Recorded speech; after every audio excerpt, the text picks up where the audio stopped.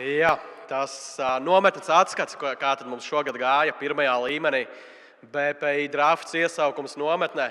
Ja jūs vēlaties savu vīru, savu dēlu, mazdēlu vai kādu citu radinieku iepriecināt šai Ziemassvētkos, tad ir iespējams arī iegādāties dāvankarti BPI drafts nometnē. Tā iedot tādu foršu pieredzi šai vasarā, bet arī ziemā, jo mums februārī būs pirmā nometne.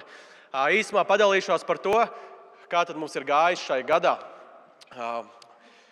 Tātad, BPI drafts misija, mūsu uzdevums ir nemainīgs, palīdzēt un iet uz to, lai Latvijā būtu aizvien vairāk dievbijīgu vīru, puišu, kas uzņemas atbildību un atstāja tādu pozitīvu ietekmi tur, kur viņi ir. Es domāju, ka nekad nepienāks brīdis, kad mēs varēsim teikt, mums pietiek. Mums pietiek jauno puišu, mums pietiek jauno vīru, draudzēs, sabiedrībā, ģimenē, kas ir atbildīgi, kas mīl cilvēkus, kas mīl Dievu. Es domāju, šī vajadzība nekad neies mazumā, un ir liels prieks, ka aizvadot šo gadu, atskatoties uz šo gadu, varam teikt, ka kopā mēs esam kaut ko darījuši, lai tas tiktu īstenots. Un šai gadā mums ir bijuši 5 nometnes, kur mums ir bijusi iespēja kopā pulcināt 190 dalībniekus un savā veidā palīdzēt viņiem kļūt par šādiem vīriem, kas ietekmē to vidi, kur viņi atrodas. Un jūs arī tur redzat skaitu, 40 dalībnieku, 9 dalībnieku, bet brīvprātīgo.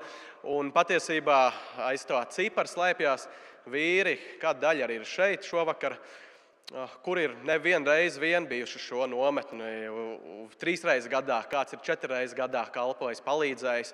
Un aiz katra šī vīra stāv arī ģimene, viņa sieva, kas atbalsta to visu. Man liekas, tas ir ļoti forši redzēt, ka šai lietai ticam ne tikai mēs, bet ir tāda neredzamā armija, varbūt, kas vienmēr šeit priekšā neatrodās.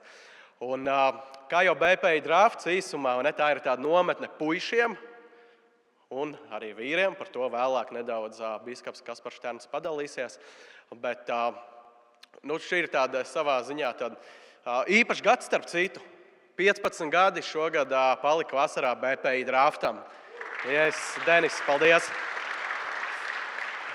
Tieši tā, un es domāju, tas ir kaut kas īpašs, ka jau 15 gadus var šī lieta norisināties, un ka mēs varam redzēt, ka tas joprojām ietekmē cilvēku dzīves, puišu dzīves, un ne tikai puišu, bet arī ģimenes dzīves. Un jūs jau redzat tur pēc bildēm un video redzējāt, varbūt tā nometne notiek nedaudz savādāk, kā Bībeles skolas nometnes, arī nometne, ko es ārpus drafta organizēju, arī skatās savādāk. Mēs nedzenam puišus dubļos jūrā, neliekam tik daudz pumpēties, bet draftā mēs to darām, jo mēs ticam, ka tas veids ir, kā strādāt ar puišiem, ir caur praktisku pieredzi. Un tas, ko mēs pielietojam nometnē, ir tāds mācīšanās caur pieredzi modelis, kad mēs pieredzam lietu kopā, mēs viņu izanalizējam, izrunājam, un tad kā šo mācību mēs varam pielietot dzīvē. Un es domāju, tā ir ļoti tāda īpaša lieta, kad nav tikai vārdi, bet tu kaut ko vairāk piedzīvo.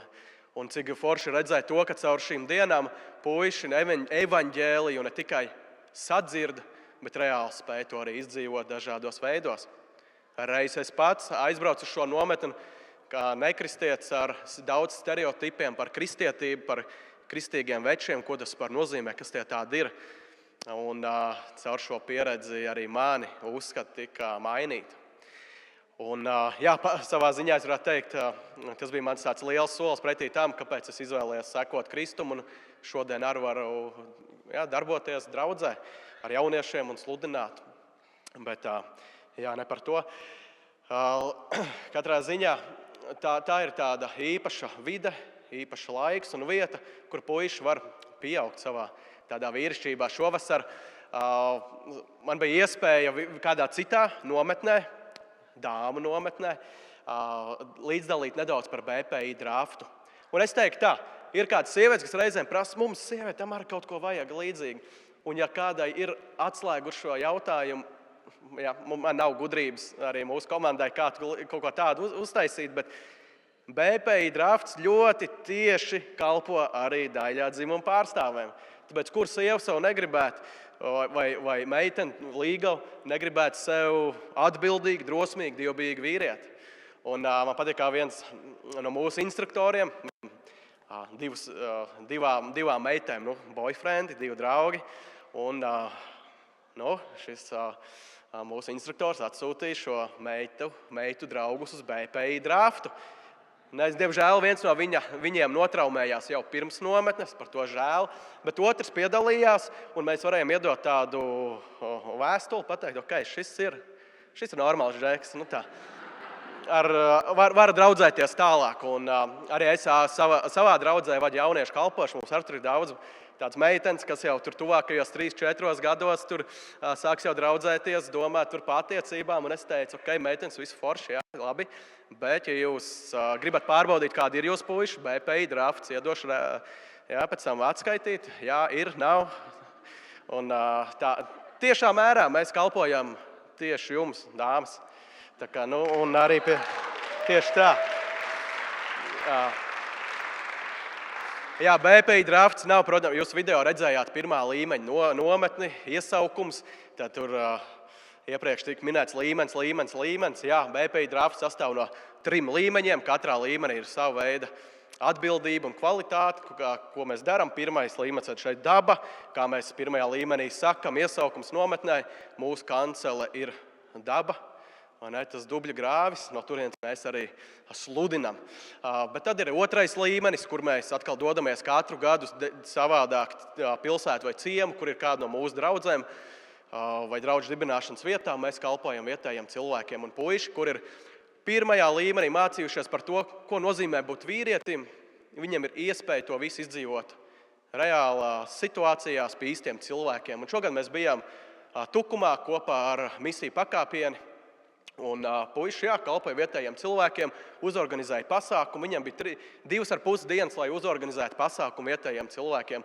Un atnāca ap 100 vietējo iedzīvotāju, lielākā daļa bērnu un jauniešu, kas piedalījās šai pasākumā. Man liekas, ļoti skaisti. Un tad ir trešais līmenis savukārt, kur viņi vairāk uzņemās atbildību, vada, sludina no Dieva vārda, no Nehemijas grāmatas un atbild par finansēm, par komandas vadīšanu. Un caur šīm starp nometnēm mēs vēl piedāvājam puišiem tā kā mentoring programma arī ir. Šogad mums ir kādi puiši, ar ko mēs turpinām strādāt pēc nometnes. Un viens no vīriem, kas arī bija vīru draftā, ir Māris. Un jūs viņu vēlāk redzēsiet kādā video, ko mēs pēc brīža rādīsim vēl saistībā ar vīru kalpošanu, bet viņš piedalījās BPI drafts vīriem. Un pēc šīs pieredzes, pēc 2 nedēļām, sekoja nometne puišiem. Un puišu nometne, tātad Māris, viņi jau nedzīvo Latvijā 15 gadus, ja nemaldos, Norvēģija. Norvēģijā jau dzīvo 15 gadus, abi puikas tur ir uzauguši, bet runā latviski, viss forši.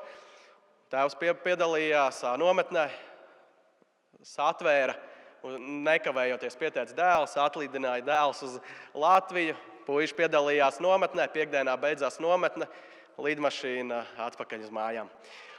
Bet kas ir skaists, kad šie puiši, viens no viņiem izvēlējās nometnes laikā tādu atbildīgu lēmumu, kā sekot Kristum. Un otrs atkal savukārt atjaunoja savas attiecības ar Dievu. Man liekas, ļoti skaisti, ka to varam piedzīvot nometnē.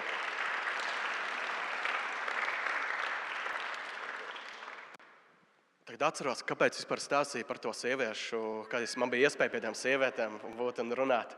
Tāpēc tā pasākuma pie manis pienāca kāda sieviete, kas viena pati audzina 4 dēlus. Un viņa izteica lielu pateicību BPI drafts komandai savā ziņā. Viņas vārdā arī saka jums paldies. Un pagājušajā gadā viņa atsūtīja savu vecāko dēlu uz BPI drafts nometni. Un viņa bija ļoti pateicīga par to, kas tur bija noticis. Viņa teica, mans dēls atbrauc mājās savādāks, viņš man tagad palīdz, uzņemies ar atbildību. Viņš kā liels atbalsts tajā, kas man mājās ir šobrīd uzticēts.